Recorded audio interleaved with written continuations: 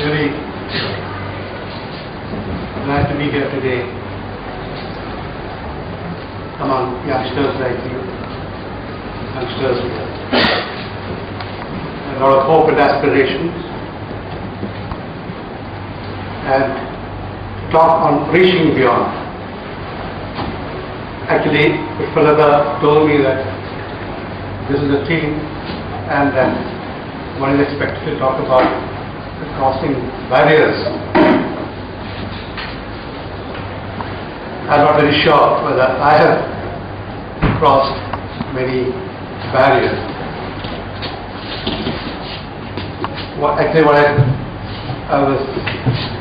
I'd come prepared to talk about was my own experiences and my career spanning 4 decades in police and intelligence, and perhaps some insights that I've gained in that virtually my experience of having served for so long. The insight that one gets about national security, I thought I would share with you. But looking back, I would say that, well, I did break some barriers. For instance, when I was in school, I finished my school in 1961. I studied in the village school in Tekashi, not far from here. And in those days, once you finished school, you had to choose your career. There were only 2 careers possible. You went for medicine or for engineering. I decided that I didn't want to become a doctor because I hated getting up late at night and things like that. And so that left only engineering, which I didn't quite like. More of an arts person, and I'm studying about my aspirations about writing, which I have not really achieved. So I opted for the first group in the pre-university. I went to Royal College in Madras for my pre-university, and then I got a first class in pre-university, but that is not good enough to get me a place in the engineering colleges in Kerala or anywhere for that matter. Then I was told that if I could do my BSc Physics and then later go into engineering. So I joined BSc Physics in Bangalore, and after the first term I realized that this is not my cup of tea, not take me anywhere. So I went to my principal, Father Secura, and he was kind enough to shift me to economics. Although what I really liked to do was history or literature, but in those days it was unthinkable to do either history or literature. I didn't have her courage to really break the barriers to go that far. So then I pursued a course in economics and in my BA and then appeared for the civil service exam. Actually, I wanted to join the Indian Foreign Service, the diplomatic service. I never really wanted to join the police, but police is what I qualified for. And I took up with great hesitation. Like she said, initially when you go to the training academy, one was quite worried about the physical excesses that you would be required to undergo. And well, I went through all that, and then I think very decent career in policing.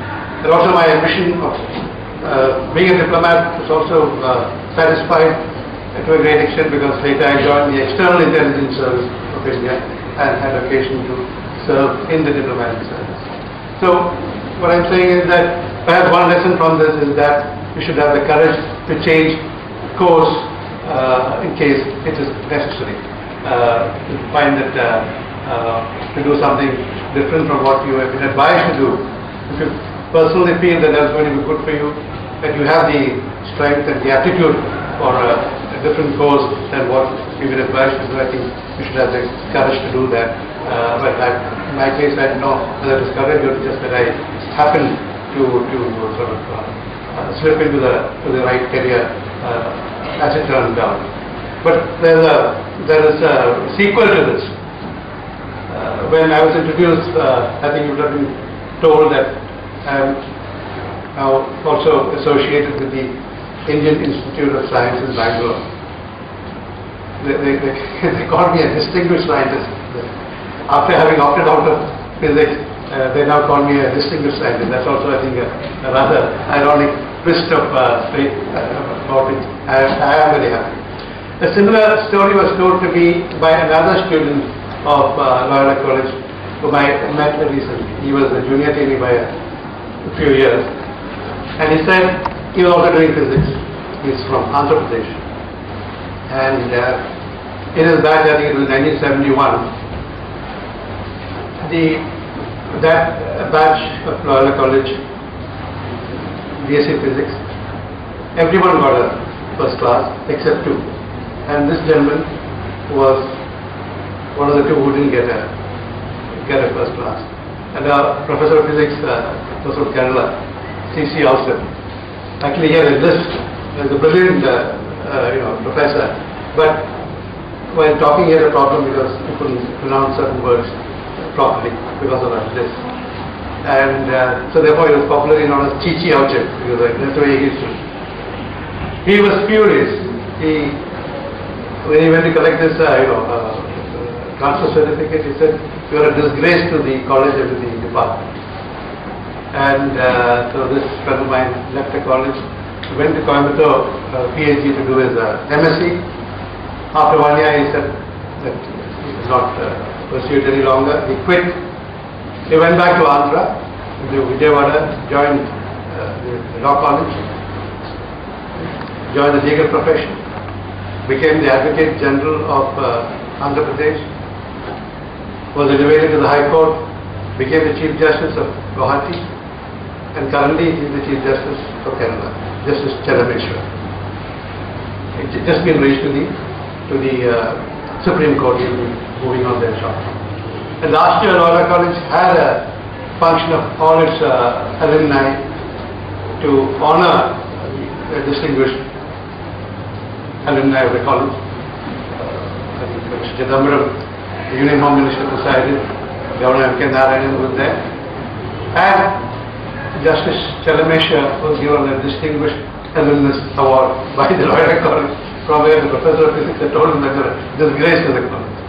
So, what I'm trying to say is that I think one lesson from all this is that somewhere along the way, if you need to change course and move on to things that you're not being used to, maybe you should have the courage to do that. Now I should move on my presentation and rush through it, because I think it is not really about breaking barriers, it's just about sharing some experiences, insight that I've had about national security over the years that I've worked there. And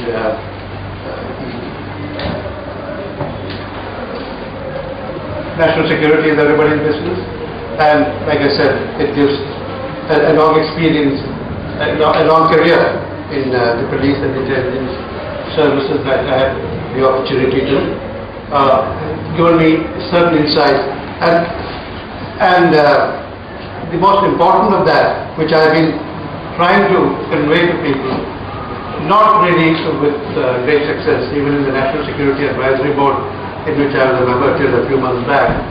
I think that this idea didn't get much acceptance, but on the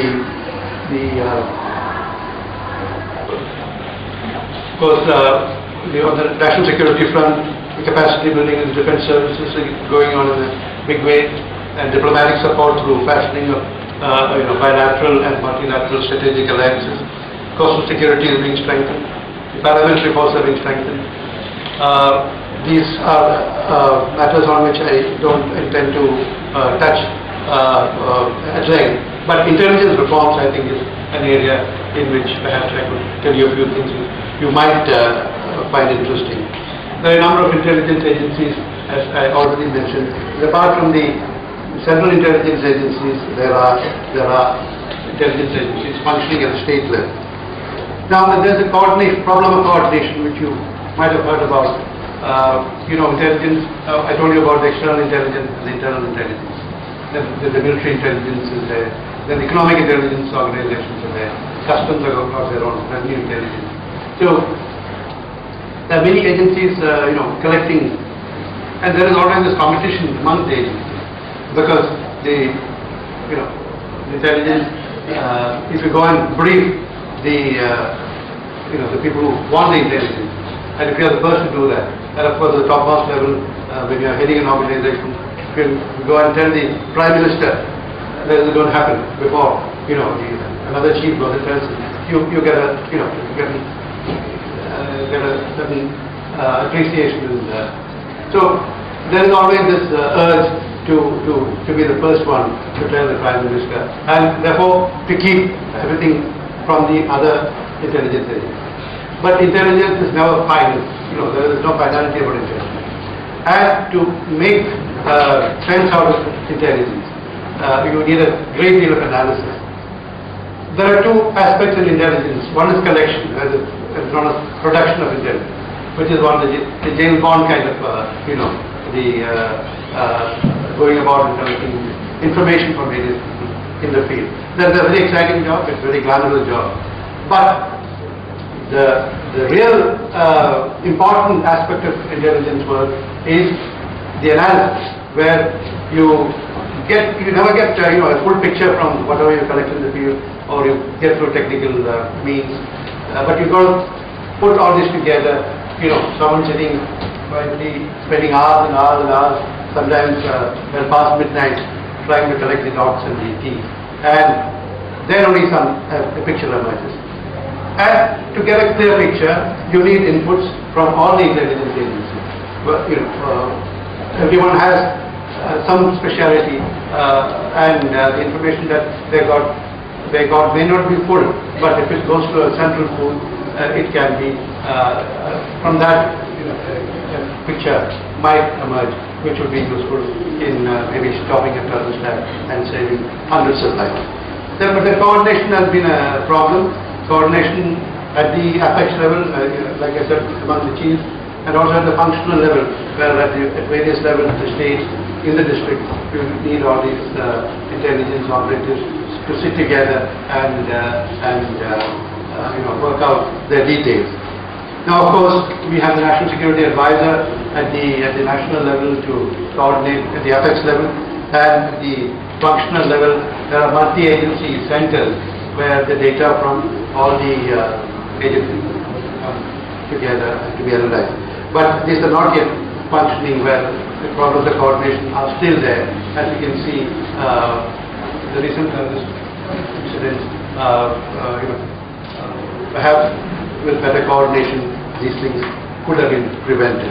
So I think, in whichever field you work, I think this issue of coordination and the willingness to cooperate with your colleagues for the goodness of the organization, I think is very important. That's a lesson which all of you must keep in mind as you go into your respective fields of work. Finally, I come to the police reform, and if at all I have made any breakthroughs or any crossed any barriers, perhaps to some extent in the field of police reform. The police in India are still governed by the Police Act of 1861, the 150-year-old today. And this act was introduced 4 years after 1857, the first war of Indian independence. And it is actually meant for the government to be able to control the people of India.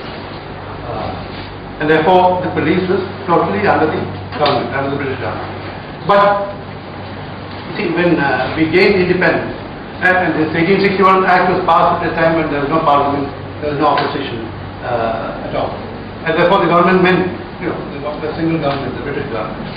But in 1947, when we became a democracy, a republic, parliament, there was opposition. So the government cannot just be the ruling party. But then unfortunately the act was not changed, and the old system continued. But the result that even now the police is entirely under the superintendence of the government. And the government means the ruling party. So the ruling party can subvert the police, make the police act according to its whims and fancies, and that way subvert democracy also. The National Police Commission under famous Indian Civil Service officer Haram Veer, who was Union Home Secretary as well as the Governor of various states, was set up in 1980. And that commission identified the lack of autonomy, the lack of accountability of the police as a major problem. And these recommendations which were made as back in 1980 were never implemented because the politicians of this country are scared of letting the police go out of its control. And this situation continued until 1996 when two former police officers went to the Supreme Court along with Mr. Prashant Bhushan, who is now playing a major role in the R&AW campaign.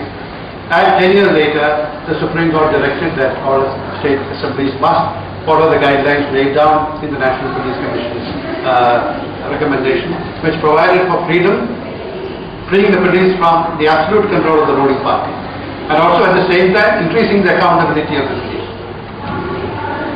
Even now, these things have not been implemented in spite of the direction of the Supreme Court. But in 2003, when I was number 2 in the Kerala Police, my predecessor, the Director General of Police, Mr. K.J. Joseph, the Chief, and Mr. A.K. Anthony was the Chief Minister.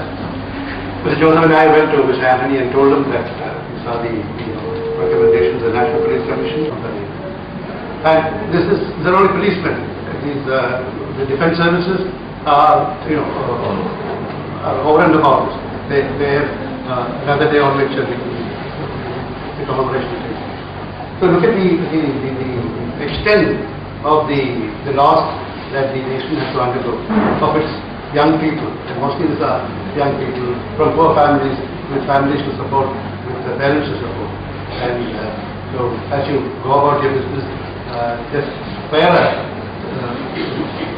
moment of thought for the people who make the sacrifice in trying to defend our nation's security, however inadequate their efforts may be. They try, but let's appreciate it.